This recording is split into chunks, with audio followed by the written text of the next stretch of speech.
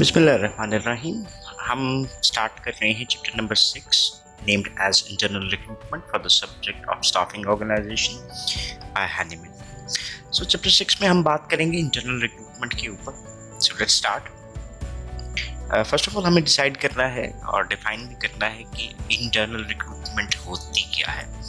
Basically this is the process of identifying and attracting current employees for open jobs is called as internal recruitment। इससे पहले हमने जो chapter पढ़ा उसमें हमने डिटेल में बात की थी कि एक्सटर्नल रिक्रूटमेंट क्या होता है। एक्सटर्नल रिक्रूटमेंट वाज कि जब हम एक पूल ऑफ कैंडिडेट डेवलप कर रहे होते हैं और वो पूल ऑफ कैंडिडेट कहाँ से आएगा, that is from outside the organisation. तो ये एक्सटर्नल रिक्रूटमेंट कहलाती है। अब हम इस आउटसाइड वाले को इरेज कर देते हैं और जब हम इस आउटसाइड की बजाय हम ये जो पूल है ये कहाँ से आएगा, इंटरनली आएगा। कौन से employees within organisational employees. तो फिर ये क्या कहला रहा है, ये कहला रही है हमारी इंटरनल रिक्रूटमेंट। सो बेसिकली यही डिफरेंस आपको रिक्रूटमेंट के दोनों एस्पेक्ट्स में नजर आया कि एक्सटर्नल रिक्रूटमेंट में हम एक्सटर्नली लोगों को अट्रैक्ट कर रहे होते हैं और इंटरनल रिक्रूटमेंट में जो करंट एम्प्लॉइज हैं वो किसी भी जॉब ओपनिंग के लिए अपने आप को सबमिट करते हैं so that they can be selected for the set post. अब अगर हम इसको जनरली डिफाइन करने की बात करते हैं तो इसकी डेफिनेशन और चीज़ें हमें कई एडवांटेजेस भी देती हैं। और वो लोग जो करंटली काम कर रहे होते हैं ऑर्गेनाइजेशन पे वो कई एडवांटेज कैसे देते हैं कि वो फेमिलियर हैं with the culture of the organisation. So हमें कल्चरल डाइवर्सिटी के हवाले से जो प्रॉब्लम्स फेस करनी पड़ सकती हैं वो हमें नहीं करनी। और फिर कल्चरल नो हाउ जब जनरेट होती है इट टेक्स टाइम और वो जो प्रोडक्टिविटी के इश्यूज आते हैं वो भी हमें वहाँ पर नहीं फेस करने पड़ेंगे। So they have developed relationship with colleagues. तो इसका मतलब क्या है कि एक हम पॉजिटिव एनवायरनमेंट क्रिएट कर सकते हैं and then they may require less training than the external candidates. तो हमारी जो ट्रेनिंग कॉस्ट्स हैं वो भी आपको रिड्यूस्ड नज़र आती है। सो ये तो हमारे पास आ गए कि जी इंटरनल रिक्रूटमेंट है क्या और उसके कुछ जो डिफरेंट बेनिफिट्स हम हासिल कर सकते हैं एज एन ऑर्गेनाइजेशन, उसके ऊपर हमने बात की। अभी हम बात करते हैं कि हमारी रिक्रूटमेंट प्लानिंग क्या होगी। What is recruitment planning? As we have discussed in the previous chapter जिसमें हमने एक्सटर्नल रिक्रूटमेंट प्लानिंग की बात की थी, इसी तरह से हमारे लिए इंटरनल रिक्रूटमेंट में भी इम्पॉर्टेंट है कि हम तवज्जो दें ऑर्गेनाइजेशनल इश्यूज को before planning and then administrative issues को। So recruitment planning starts with the facilitating and deciding few of the issues कि हमने ऑर्गेनाइजेशनल इश्यूज क्या रिजॉल्व करवाने हैं और देन एडमिनिस्ट्रेटिव इश्यूज क्या रिजॉल्व करवाने हैं। So before identifying and attracting the internal applicants, जो जॉब वैकेंसी पोजीशंस के लिए हम हासिल करते हैं, हमें इन दो इश्यूज को एड्रेस करना ज़रूरी बनता है। सो अभी हम बात करते हैं ऑर्गेनाइजेशनल इश्यूज के ऊपर। ऑर्गेनाइजेशनल इश्यूज में हमारे पास जो सबसे पहली बात नज़र आती है कि एक इनफॉर्मल लेवल के ऊपर अगर हम बात करें तो ऑर्गेनाइजेशन डिवाइड करती है their internal labour market into segments of workers believe to be desirable for job applicants. So for instance अगर ये हमारे पास टोटल नंबर ऑफ एम्प्लॉइज हैं तो हम सेगमेंटाइज कर सकते हैं कि ये वो सेगमेंट्स हैं जो कि जॉब एप्लीकेंट्स साबित हो सकते हैं हमारी किसी स्पेसिफिक वेकेंट पोस्ट के लिए। इसकी एग्जांपल भी लेते हैं जी। जैसे एक ग्रुप ऑफ एम्प्लॉइज उसको कॉल किया गया हाई पोटेंशियल एम्प्लॉइज हैं। At the formal level organisations must create a structured set of jobs for their employees and then a path of mobility for them to create internal labour markets. तो यहाँ पे एक important चीज़ है जिसके ऊपर हमें बात करना भी बहुत ज़रूरी है, पाथ ऑफ मोबिलिटी। मोबिलिटी किसको कहते हैं? मूव करने को। और पाथ एक रास्ता है कि एक एम्प्लॉय कैसे मूव कर सकता है। जैसे वैसे ही मैं एक बनाता हूँ कि एम्प्लॉय यहाँ से इस पोजीशन पे जा सकता है, इस पोजीशन पे जा सकता है, फिर वो यहाँ से इस और एक और पोजीशन पे जा सकता है और he can switch to this one और he can switch to this one. So ये क्या मैंने आपके लिए बना दिया, I have developed a specific path.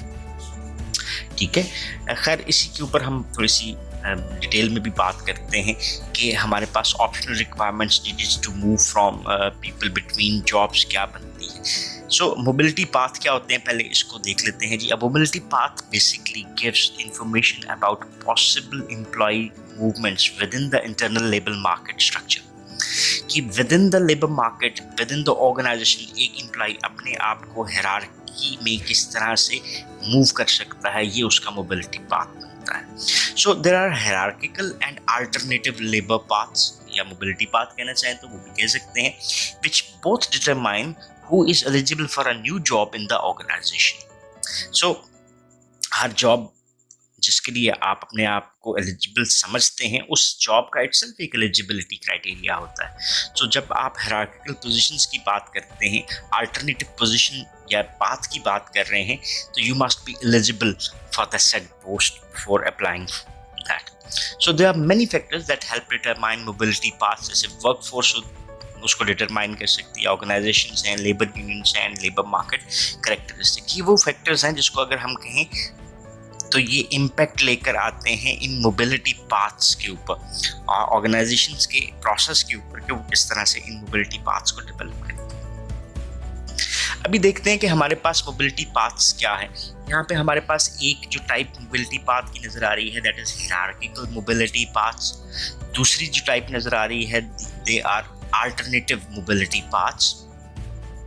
सो इसको हम डिटेल में देखते हैं और फिर हम बात करते हैं मोबिलिटी पॉलिसीज की तरफ। So let's understand this hierarchical mobility path with the help of a diagram as well. So यहाँ पर हम देखते हैं कि हमारे पास ये मोबिलिटी पाथ्स और उसकी पॉलिसीज किस तरह से आती है। जैसे for instance hierarchical mobility path, जैसे आपको ये डायग्राम नजर आ रही है, तो हायरार्किकल मोबिलिटी पाथ में आपको क्या नजर आ रहे हैं, पहली चीज जो हम यहाँ पे राइट डाउन करते हैं वो क्या है जी, दैट इज लेवल्स नजर आ रहे हैं।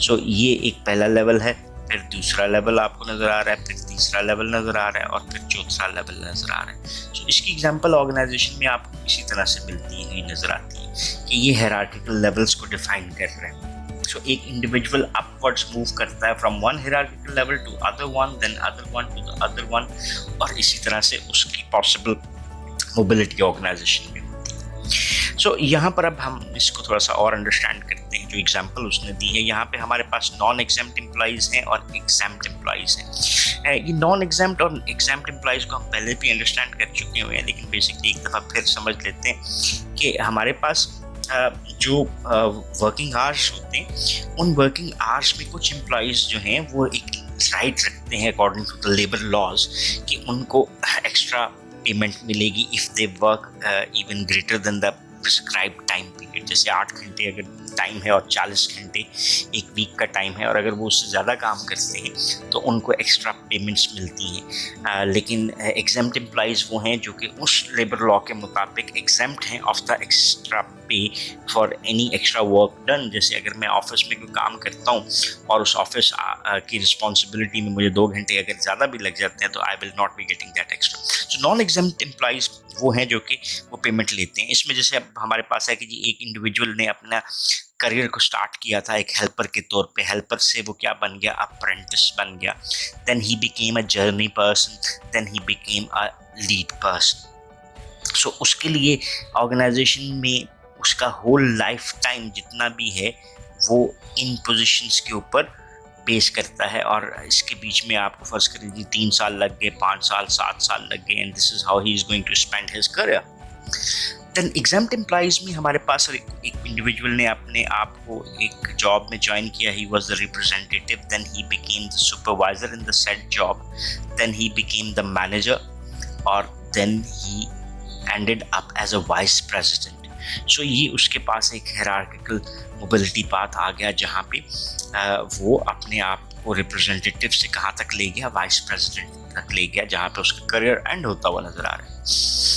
अब इसको थोड़ा सा और देखते हैं कि what if it's technical job, technical specialist अगर हैं तो उनके लिए पॉसिबल मोबिलिटी पाथ, जैसे एक इंजीनियर आ गया, इंजीनियर ने अपने आप को इम्प्रूवमेंट की और नए हायरार्किकल लेवल पे चला गया, that is where he became a senior engineer, then he became a consulting engineer, and then he became a senior consulting engineer. So ये उसके लिए एक मोबिलिटी पाथ आपको बनते हुए नजर आते हैं. So let's see now from the text के हिरार्किकल मोबिलिटी पाथ और उसके कुछ कैरेक्टरिस्टिक्स क्या हैं. सो उसके ऊपर एम्फसाइज करते हैं कि primarily the emphasis lies on upward mobility. जैसे हमने भी डायग्राम में भी देखा कि जो भी मूवमेंट है आपको अपवर्ड मोबिलिटी की तरफ नजर आ रही है, जहाँ पे आपकी हिरार्किकल लेवल में इंप्रूवमेंट, यानी एक लेवल से दूसरे और दूसरे से तीसरे पे जाना बहुत जरूरी है. सो हिरार्किकल मोबिलिटी पाथ का एक कैरेक्टरिस्टिक आ गया कि आपको अपवर्ड मूवमेंट नजर आती है. दूसरा ये आपको नजर आता है कि यहाँ पे आपको प्रमोशन लैडर मिलती है. So it's just the same जैसे हम ये लेडर बनाते हैं, ये एक प्रमोशन लेटर आपको नजर आ रही है कि एक इंडिविजुअल इस हिरार्किकल लेवल पे था, फिर एक हिरार्किकल लेवल ऊपर, फिर दूसरा ऊपर और फिर तीसरा ऊपर चलता हुआ आपको नजर आ रहा है. Then promotion are seen as prizes where employees compete for. So अगर यहाँ पे एक बंदा है, ये दूसरा है, ये तीसरा है, चौथा है, and all are fighting which one of them will win the prize of the promotion to jump above the hierarchical level. So hierarchical mobility paths basically क्या करते हैं, help करते हैं to identify where to look for applicants in the organization. So it is a very straightforward system, simple है, but it lacks flexibility which can inhibit finding the best match. So at time यहाँ पर flexibility के issues जो हैं वो आपको नजर आ सकते हैं, जिसकी वजह से आपके लिए right candidate को find out करना at time जो है वो क्या हो सकता है, difficult हो सकता है. Then हमारे पास आगे जी alternative mobility path. अब alternative mobility path को पहले diagram से understand करने की कोशिश करते हैं कि हमारे पास alternative mobility path क्या नजर आते हैं.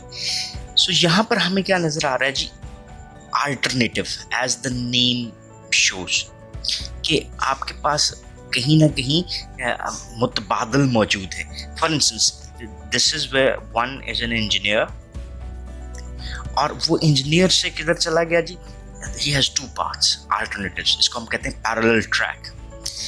तो he can move up for supervising engineer. So उसने एक साइड चुन ली जहाँ पे वो क्या चाह रहा है, वो बेसिकली अपनी इंजीनियरिंग की जो मैनेजरियल एस्पेक्ट है उसकी तरफ जा रहा है. सो सुपरवाइजर बन गया, सुपरवाइजर से मैनेजर इंजीनियर बन गया, and then vice president engineering की तरफ चला गया.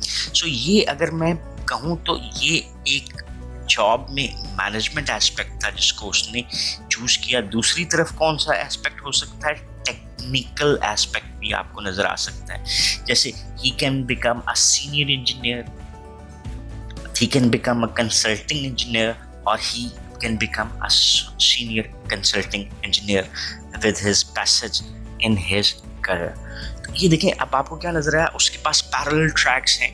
One can move towards technical side of this track और दूसरी तरफ वो किसकी तरफ चला जाता है, मैनेजमेंट ट्रैक की तरफ चला जाता है. देन हमारे पास अल्टरनेटिव मोबिलिटी पाथ में जो दूसरा एक ट्रैक नजर आता है, इसको हम कहते हैं लैटिस ट्रैक. फॉर इंस्टेंस एक इंडिविजुअल जो है रिक्रूटर भर्ती हुआ जी, चलिए मैं कहता हूँ रिक्रूटर हो गया, वो रिक्रूटरशिप इम्प्रूव किया और कुछ साल बाद he became recruitment supervisor. So supervisory level की जॉब चली गई. अब यहाँ पर एक सवाल आप लोगों से पूछना बनता है कि अगर एक बंदा रिक्रूटमेंट का एक्सटेंसिव एक्सपीरियंस बनता है तो क्या वो ह्यूमन रिसोर्स मैनेजर बन सकता है? आंसर सिंपली कम्स नो, क्योंकि human resource management is all about recruitment, training, development, compensation, appraisal, benefit planning, employ relations. तो कितने एस्पेक्ट्स हैं जो कि उस इंडिविजुअल ने नहीं सीखे. सो अब वहाँ पर वो एक बोल्ड डिसीजन लेता है कि वो लोअर हायरार्किकल लेवल के ऊपर एक अपनी असाइनमेंट्स पिक कर लेता है. He become a compensation specialist which is at the lower level. Then he become a compensation supervisor. Then compensation से वो अपनी शिफ्ट एक और लेता है, he become a training manager, and ultimately he become a divisional personal management, या इसको मैं सादा लफ्जों में लिख देता हूँ ह्यूमन रिसोर्स मैनेजर.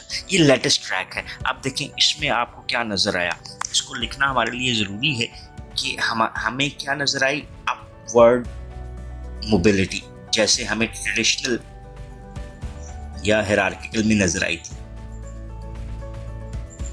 देन हमें साइडवेज मूवमेंट नजर आई, देन हमें डायगोनल भी नजर आई। सो इसका मतलब है ये कुछ करेक्टरिस्टिक हैं जो हमें इस लेटर्स के आते हैं। इसको बाद में हम अपनी जो टेक्स्ट है उससे भी देखते हैं। देन हमारे पास एक और चॉइस नज़र आती है कि हम किसको ऑप्ट कर सकते हैं अल्टरनेटिव मोबिलिटी पाथ में, एक लैटरल ट्रैक जिसमें आपको हॉरिजॉन्टल मूवमेंट तो नज़र आ रही है और बेसिकली हायर लेवल जॉब्स के लिए होती है और अटेन्ड लेवल ऑफ एम्प्लॉयमेंट के बाद शायद आपको ऐसे ऑप्शंस जो हैं वो सूटेबल नज़र आ सकते हैं। जैसे G one was a production manager, so अब प्रोडक्शन मैनेजर है, हाईएस्ट पोस्ट है, उससे आगे किधर जा सकता है। सो पैरेलल उसकी जॉब को चेंज कर दिया गया and he was made manager of a project. So project manager उसको लगा दिया गया किसी नए प्रोजेक्ट का। Then he was shifted towards an international sales, then he was shifted towards the job of a sales manager. अब जो job में एक लफ्ज हम बोलते हैं स्टैग्नेशन, तो ये स्टैग्नेशन आपको नजर नहीं आई कि उसकी जॉब एक प्लेटू या स्टैग्नेशन का शिकार होगी और उसमें कोई तब्दीली नहीं आ रही। सो उसके लिए न्यू चैलेंजेस आते रहते हैं जो कि उसको सेम हायरार्किकल लेवल के ऊपर नजर आते हैं और वो सेम हायरार्किकल लेवल भी अचीव्ड लेवल है। सो ये हमारे पास क्या हुए जी, अल्टरनेटिव मोबिलिटी पाथ्स। अब इसके कुछ कैरेक्टरिस्टिक्स हैं, इसको देख लेते हैं। यहाँ पे जो एम्फेसिस है वो मूवमेंट के ऊपर नजर आता है within the organisation in any direction and upwards, downwards and side to side movements. तो हमने कहा जी अपवर्ड मूवमेंट नजर आई, साइडवेज भी नजर आई और डायगोनल भी नजर आई। सो इस हिसाब से जो एम्फेसिस है ऑर्गेनाइजेशन का वो इस डिफरेंट डायरेक्शन में मूवमेंट के ऊपर होता है।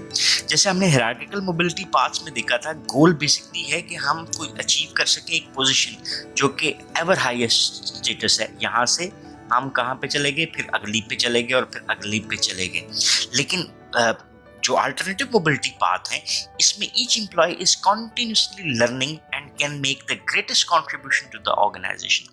और जहाँ पर many organisation use the alternative mobility path because reason number 1 हमें क्या नजर आता है, there is the need to be flexible. और वो नीड ऑफ फ्लेक्सिबिलिटी जो है वो ग्लोबल और टेक्नोलॉजिकल चेंज को सपोर्ट करती हुई दिखाई देती है because the world is changing now. दूसरा एस्पेक्ट जो नजर आता है कि slow organisational growth had made it necessary to find alternative ways to utilise employ talents. So parallel tracks क्या करते हैं, अलाउ करते हैं एम्प्लॉयज़ को कि वो वर्क में स्पेशलाइज कर लें। लैटरल ट्रैक सिस्टम्स उनसे हैं no upward mobility at all but individuals' greatest contribution to the organization may be to stay at a certain level for an extended period of time while serving in a variety of capabilities, जैसे हमने पहले बात करी। और a latest mobility path has upwards, lateral, downward movements और downside side to alternative mobility path is that they are difficult to administer. So this is the drawback or this is the difficulty associated with this kind of track providing is कि ये इनको manage करना ज़्यादा difficult होता है। Management के aspects हम अगले लेक्चर में भी देखेंगे, जैसे मोबिलिटी की पॉलिसी बनानी होती है और उसी को एडमिनिस्टर भी करना होता है। So neat categories of where to look do not exist to the same degree as with hierarchical mobility paths. और on the other hand due to the flexibility of the system talented inside candidates can be identified which not the case in the hierarchical system. और जहाँ पे organisation में upward mobility limited होती है, it's important to take steps to make work more meaningful. और यहाँ पर हमारे पास जैसे अगर हमारे पास ये मोबिलिटी पाथ्स अवेलेबल ही नहीं है सिरे से, तो हम क्या कर सकते हैं, अल्टरनेटिव रिवॉर्ड सिस्टम दे सकते हैं कि हम एक इंडिविजुअल को मूव नहीं करवा सकते तो उनकी जो रिवॉर्ड सिस्टम है उसको बेहतर कर सकते हैं। रिसेंटली गवर्नमेंट का एक लेटर आपके सामने भी आया होगा जहाँ पे हमने स्केल टाइम प्रमोशन क्या है कि एक इंडिविजुअल एम्प्लॉई जो गवर्नमेंट सेक्टर में काम कर रहा है, अगर 10 साल किसी एक सेम स्केल पे रहता है और वो स्केल से आगे नहीं जा सकता तो उसको टाइम स्केल प्रमोशन मिल जाएगी। फॉर इंस्टेंस अगर मैं 19 स्केल में काम कर रहा हूँ और 10 साल से 19 में हूँ तो I can apply for the 20th scale. So मेरी पोजीशन तो वही रहेगी लेकिन मुझे जो पे स्केल एलोकेट हो जाएगा वो उसमें मुझे प्रमोशन मिल जाएगी। दूसरा है जी टीम बिल्डिंग, कि आप लोगों को काम करवाएं और उनको टीम में रख दें ताकि उनमें जो ऑटोनॉमी का है और चैलेंज का एस्पेक्ट है वो शामिल हो सके। थर्ड पार्ट इसका बनता है कि आप काउंसलिंग दे सकते हैं, जैसे वर्कशॉप हो सकती है, सेल्फ डायरेक्टेड वर्क बुक्स आ सकती हैं, ठीक है, इंडिविजुअल को एडवाइजेस दी जा सकती हैं, मेंटरिंग का आप एक बेसिक एस्पेक्ट ले सकते हो।